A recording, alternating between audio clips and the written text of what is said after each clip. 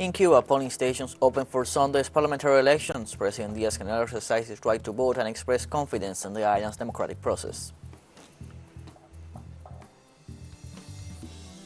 In the Dominican Republic, the 20th Ibero-American Summit concluded with the approval of the Santo Domingo Declaration, reaffirming people's right to choose and build freely in peace, stability, and justice its political, economic, and social systems and its institutions.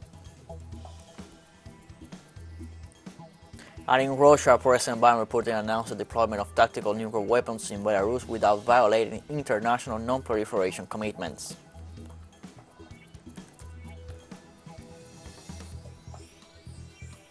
Hello, welcome to From the South. I'm Luis Alberto Matos from the TeleSUR studios in Havana, Cuba. We begin with the news.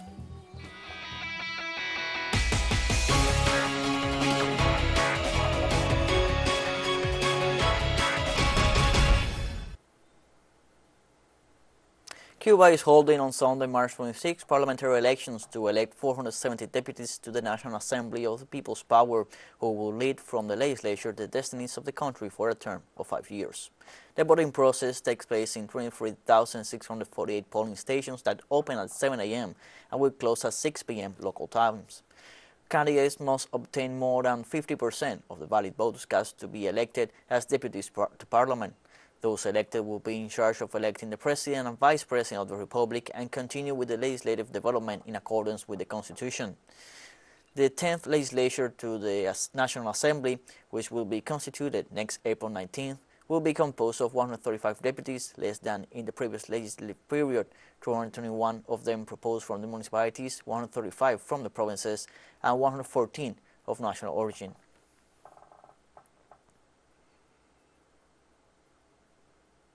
In this context, the President of the Republic of Cuba and First Secretary of the Communist Party, Miguel Díaz-Canel, participated in the parliamentary elections.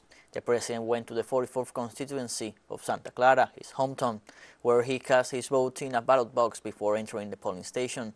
Díaz-Canel spoke with some young people who expressed their support and confidence in Cuba's democratic process, saying that the candidates have had the opportunity to dialogue with the people about the challenges faced by Cuba in the face of the economic blockade and the unjust inclusion in the list of countries sponsoring terrorism.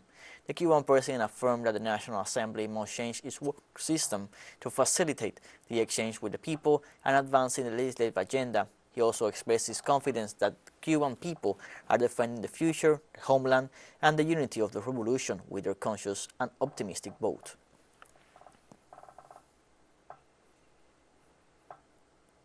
The 20th Ibero-American Summit in the Dominican Republic concluded with the approval of the Santo Domingo Declaration. The declaration reaffirms the right of each people to choose and build freely in peace, stability, and justice its political, economic, and social system and its institutions, and advocates relations based on sovereignty and non-interference, rejects the application of the Helms-Burton Act, the tightening of the blockade, and the financial persecution against Cuba, and requested the exclusion of Cuba from the list of countries sponsoring terrorism. It also recognizes the need to promote mechanisms that strengthen the participation and empowerment of all peoples, valuing the contribution of indigenous peoples and Afro-descendants.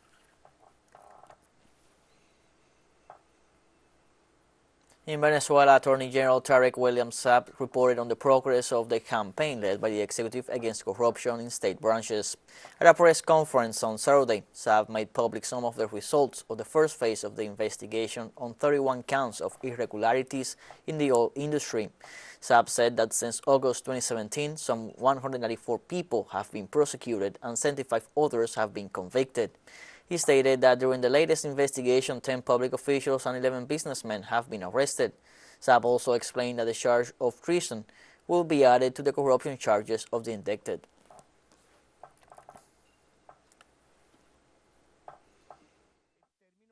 In general terms, since August 2017, the Public Prosecutor's Office has charged 16,090 people. 6,067 indictments were filed, and there is a total of 3,976 people convicted of wrongdoing for dirtying their office with the worst filth, using the trust that could have been given at the time by voters or by the state government authorities to this person, and there is the punishment. There we see them. The Venezuelan Attorney General presented the first results of the corruption investigation and pointed out that as a result of this, a significant number of officials and businessmen in the country were apprehended. I would like to, first of all, highlight that we're going to present the result in this, I would say, first phase of investigation against this corruption scheme, resulting in the arrest of, and we're going to mention, with names and numbers, the arrest of a significant number of high and medium-ranking officials of the executive, legislative, and judicial branches. And as we have said, also a group of businessmen linked to these corrupt people. Let's take a short break, but first remember you can follow us on TikTok at the account at TeleSUR English, in which you'll be able to see news in different formats, news updates, and much more. Other stories coming up, stay with us.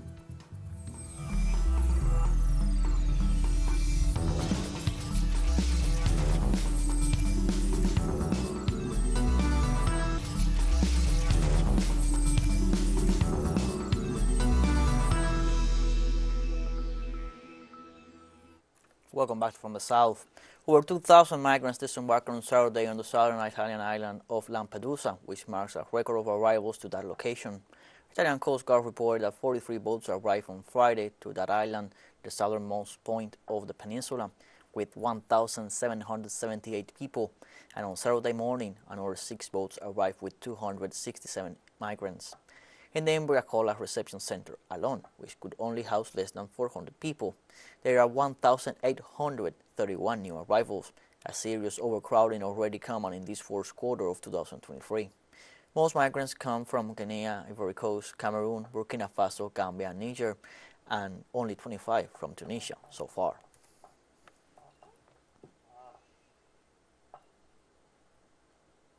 Pope Francis reported that the 2019 ecclesiastical law aimed at holding senior church officials accountable for covering up sexual abuse has been expanded to include secular leaders.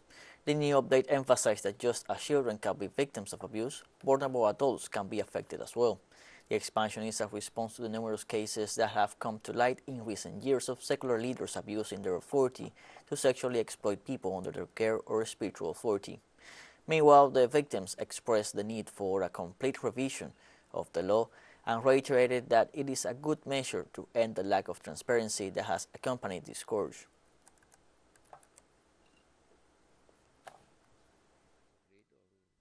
This can be read as further manifestation of how the Church must and wants to care for the frailest and weakest. The Pope would say the people on the edge, the rejected.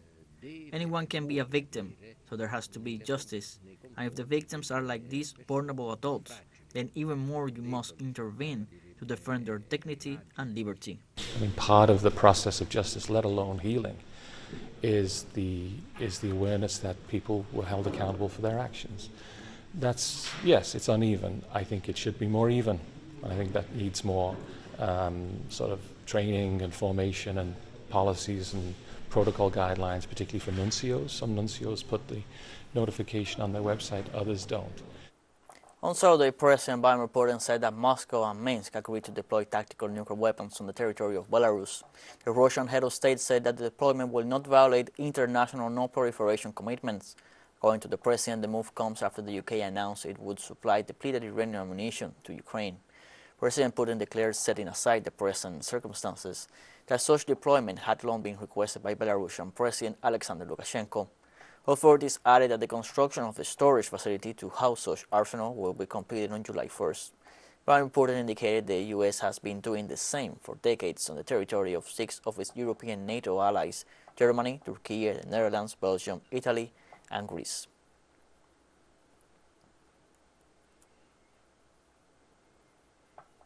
The Chinese government is advocating for peaceful coexistence and mutually beneficial cooperation with the United States. During a meeting with U.S. business representatives, Chinese Foreign Minister Qin Gang said Sino-U.S. relations are one of the most important in the world. He said that if relations between the two countries improve, the whole world will benefit from it. he said Beijing's attitude toward the development of healthy, stable, and constructive Sino-U.S. relations has not changed. King Khan further said he hopes the U.S. would stop using unscrupulous means to contain and suppress China and give way to joint efforts to boost bilateral relations in order to overcome present difficulties and return to a healthy and stable trajectory.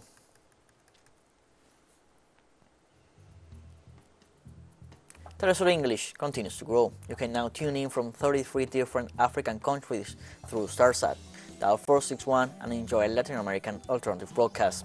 One final short break and we'll be right back. Don't go away.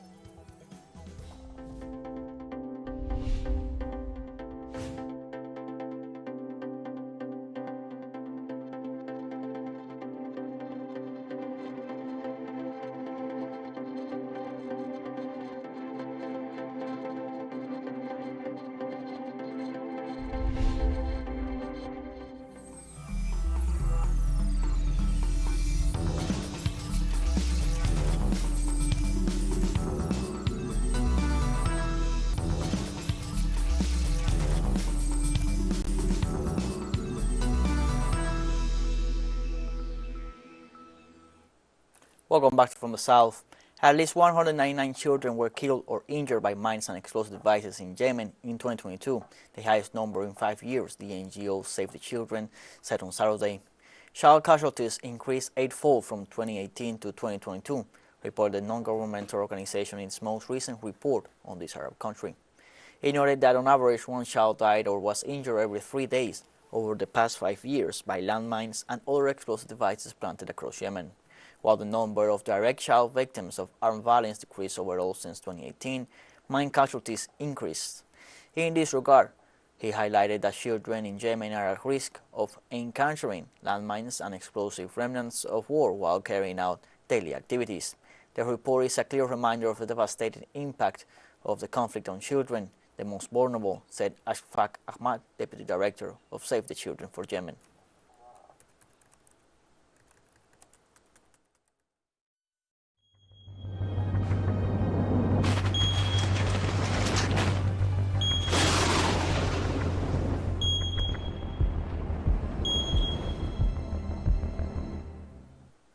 In the United States, a tornado killed over 20 people in rural areas of Alabama and Mississippi.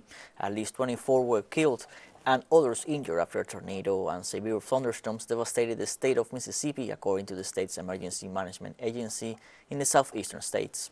The agency also reported that 4 people are still missing. Meanwhile, Ted Reeves, governor of Mississippi, noted that search and rescue teams from numerous state and local agencies have been deployed to help those affected by the tornadoes. The National Weather Service confirmed that a tornado caused damage some 60 miles northeast of Jackson, Mississippi, where hundreds of people reported power outages.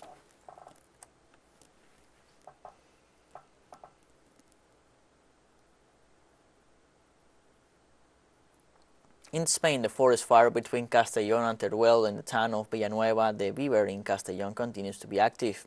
Ximo Puig, President of Valencian Generalitat, and Javier Lamban, President of Aragon Government, visited the advanced command post established in Barracas to coordinate the extinction of the first major fire of the year. In view of the situation, at least 1,500 people have been prevented evacuated from 10 towns in Valencia and Aragon and will have to stay out of their home for the next 24 hours. Currently, the fire that has already destroyed at least 4,000 hectares in a perimeter of 40 kilometers is still being extinguished.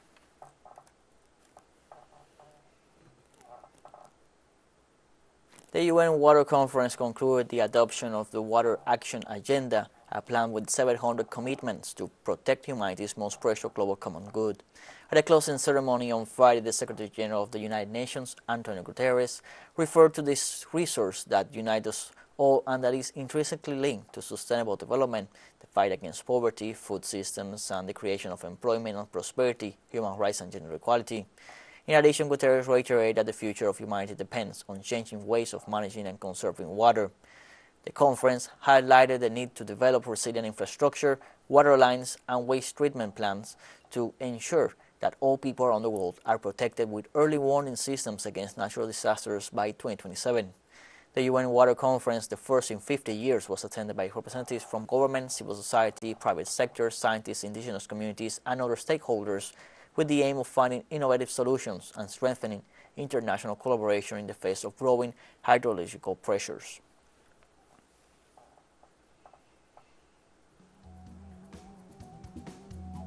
We have come to the end of this news brief. You can find these and many other stories on our website at telesurenglish.net. You can also join us on social media, Facebook, Twitter, Instagram, Telegram, and TikTok. For TeleSUR English, I'm Luis Alberto Matos. Thank you for watching.